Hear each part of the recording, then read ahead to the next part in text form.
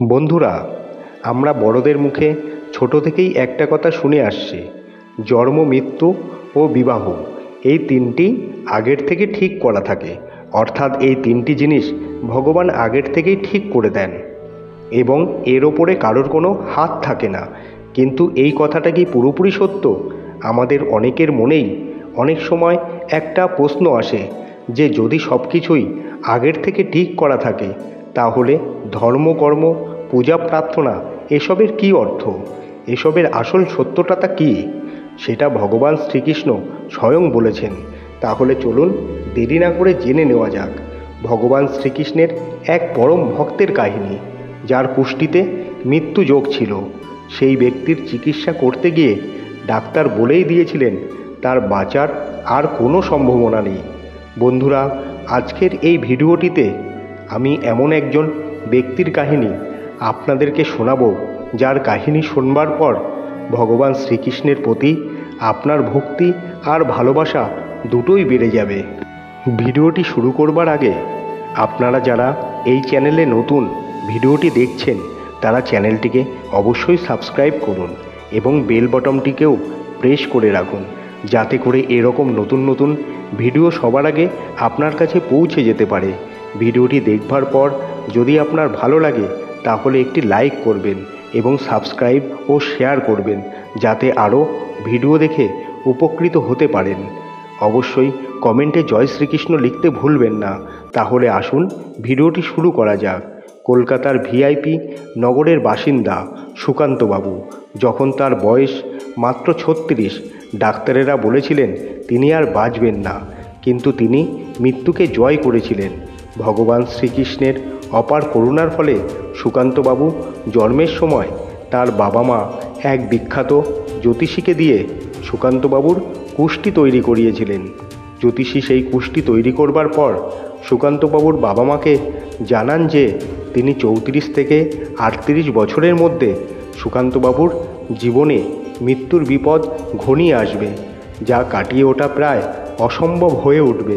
সুকান্তবাবুর মা বাবা তখন নিজের সন্তানের কুষ্ঠিতে মৃত্যু যোগ দেখে প্রচণ্ড ভয় পেয়ে গিয়েছিলেন, কিন্তু তারা সুকান্তবাবুকে এই কথা কখনো জানাননি। বাল্যকাল থেকেই সুকান্তবাবুর ভগবান শ্রীকৃষ্ণের প্রতি গভীর নিষ্ঠা ছিল। যখন তিনি প্রথমবার নিজের বাবা মায়ের সঙ্গে বৃন্দাবন যান, তখন তার বয়স মাত্র 7 বছর। বৃন্দাবনে তার পরিবার এক সিদ্ধ সাধকের দর্শন লাভ করে, যিনি তাদের বলেছিলেন অনেক পুণ্যকর্মের কারণে একটি আত্মা মানবজনিতে জন্মগ্রহণ করতে পারে। তাই মানবজনিতে জন্মগ্রহণ করবার পর মানুষের প্রধান কর্তব্য হলো দরিদ্রের সেবা করা, পশু পাখির সেবা করা, ধর্মের পথে চলা, ভগবান শ্রীকৃষ্ণের নাম জপ করা, কীর্তন করা, ভজন গাওয়া এবং গীতা পাঠ করা।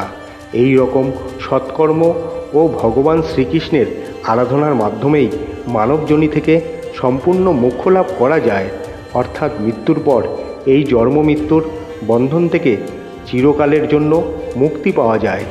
এই কথাগুলো বালক সুকান্তের হৃদয়ে গভীরভাবে রেখাপাত করেছিল। বৃন্দাবন থেকে ফেরার পর তিনি নিয়মিত ঠাকুর ঘরে বসে মায়ের সাথে ভগবান শ্রীকৃষ্ণের পূজা করতেন এবং তার বাবা মাকে গীতা পাঠ করে শোনাতেন, আর তিনি নিয়মিত ভগবান শ্রীকৃষ্ণের নাম জপ করতেন। ধীরে ধীরে তিনি বয়সে বেড়ে ওঠার সাথে সাথে নিজেই গীতা পাঠ শুরু করেন। মন্দিরে যাওয়া, পুজো দেওয়া, ভগবান শ্রীকৃষ্ণের ভজন কীর্তন করা, ভিক্ষুকদের অন্নদান করা তার দৈনন্দিন জীবনের প্রধান কর্তব্য হয়ে উঠল। ছোট থেকেই সুকান্তবাবু অত্যন্ত মেধাবী ছাত্র ছিলেন। তার বয়স যখন মাত্র 27 বছর, তখন সুকান্তবাবু প্রথম প্রচেষ্টাতেই ইন্ডিয়ান সিভিল ডিফেন্স অ্যাকাউন্ট ডিপার্টমেন্টে একটি চাকরি পেয়ে গেলেন। ছেলের এত বড় চাকরি পাওয়ার সংবাদ যখন তার বাবা মা পেলেন, তখন তাদের বুঝতে বাকি রইল না যে ভগবান শ্রীকৃষ্ণের আশীর্বাদে তাদের ছেলে এত বড় চাকরি পেয়েছে। এত বড় দায়িত্ব পাওয়া সত্ত্বেও সুকান্তবাবু রোজ সকালে স্নান করে শুদ্ধ পোশাক পরিধান করে নিয়মিত মন্দিরে যেতেন, দরিদ্র সেবা করতেন এবং প্রতিদিন অফিসে নিজের দায়িত্ব পালন করবার আগে গীতা পাঠ করা তার নিত্য নৈমিত্তিক কাজ ছিল। ভগবান শ্রীকৃষ্ণের প্রতি এমন ভক্তি দেখে তার সহকর্মীরা সবাই বিস্মিত ও হতবাক হয়ে যেতেন। বছরে একবার ছুটি নিয়ে তিনি মা বাবার সঙ্গে অবশ্যই বৃন্দাবনে যেতেন, যেখানে ভগবান শ্রীকৃষ্ণের পুজো দিতেন, ভজন কীর্তন শুনতেন এবং সেই সিদ্ধ সাধকের সঙ্গে দেখা করতে এবং তার মুখে ভগবান শ্রীকৃষ্ণের লীলা কাহিনী শুনতেন। এত বড় চাকরি পাওয়া সত্ত্বেও তিনি জীবনে কখনো লোভ করেননি, কখনো অহংকার করেননি। যখন তার বয়স 32 হলো তখন তিনি নিয়মিত মন্দিরে গিয়ে ঠাকুর ঘরে পুজো দেওয়ার শুরু করলেন। তার মা বাবা তখন একটু বয়স হয়ে গিয়েছিল, তাই তিনি তাদের গীতা পাঠ করে শোনাতেন। কিছুদিন পর সুকান্তবাবু বিবাহ বন্ধনে আবদ্ধ হলেন। তিনি এক কৃষ্ণভক্ত নারীকে বিবাহ করেছিলেন। এইভাবেই সুখে শান্তিতে তার দিন কেটে যাচ্ছিল। 4 বছর এভাবে কাটানোর পর একদিন মধ্যরাতে তিনি খুব অসুস্থ বোধ করতে লাগলেন। তার অসুস্থতা যখন খুব বেড়ে গেল তখন তার মা বাবা এবং স্ত্রী কিছুই বুঝে উঠতে পারছিলেন না। তখন সুকান্তবাবুর মা বাবার হঠাৎ মনে পড়ল সেই কুষ্টিতে লেখা ভয়ঙ্কর মৃত্যুযোগের কথা। তাই তারা প্রথমে প্রচণ্ড ভয় পেয়ে গেলেন এবং ভগবান শ্রীকৃষ্ণের নাম জপ করতে শুরু করলেন।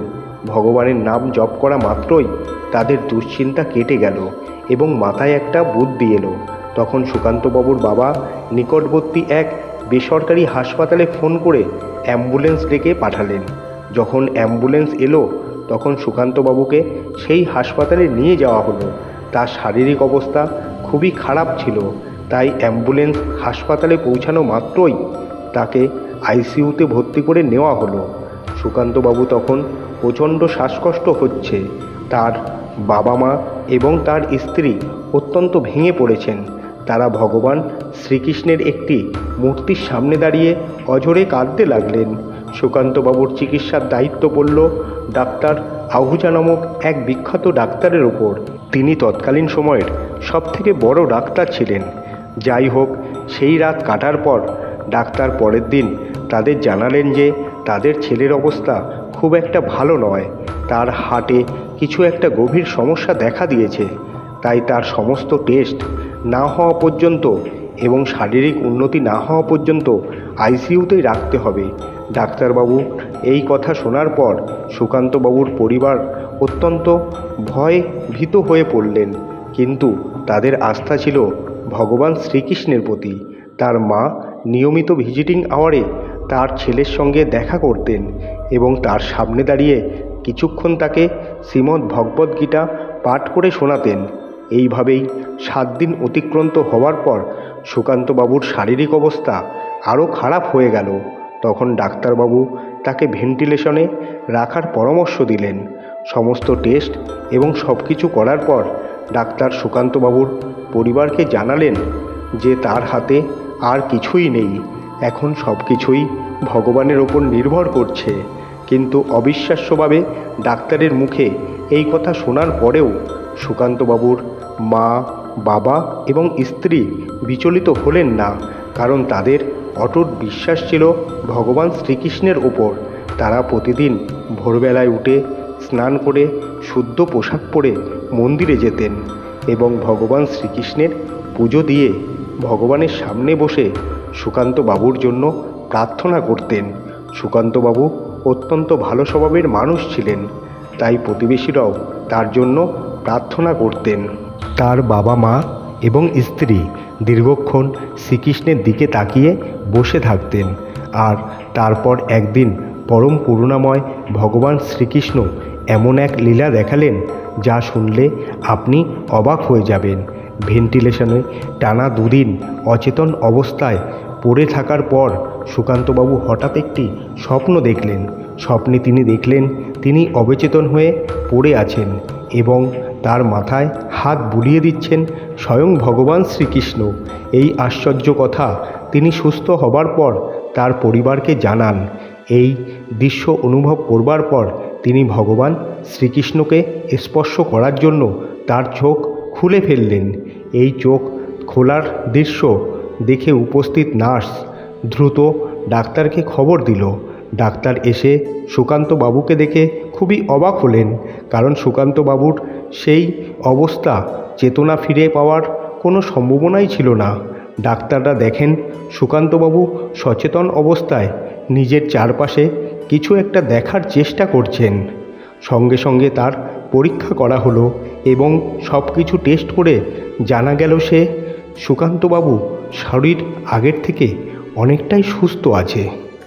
ডাক্তারবাবুরা এই ঘটনাকে মিরাকেল বলে সম্বোধন করলেও সুকান্তবাবুর মা, বাবা এবং স্ত্রী জানতেন এই সব কিছুই সম্ভব হয়েছে ভগবান শ্রীকৃষ্ণের আশীর্বাদে।